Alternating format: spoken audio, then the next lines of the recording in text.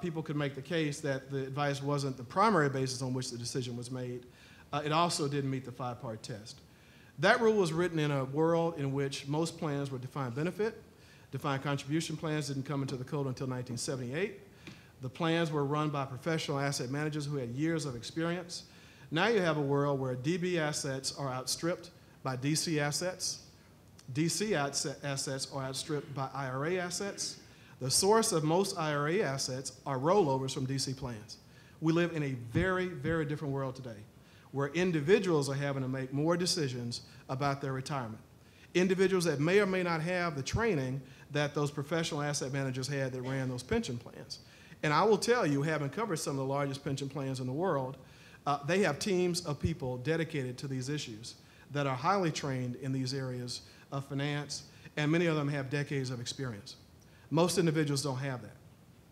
Most individuals have what they get in the press, they get what they hear from their neighbors, they get what they hear from their cousins.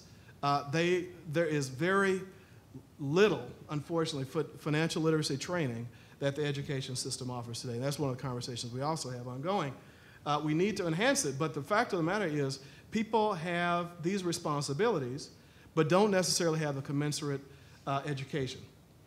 What they also experience is advisors who have the education, but may or may not be held to the standard of care under the law. That sets up the potential for issues.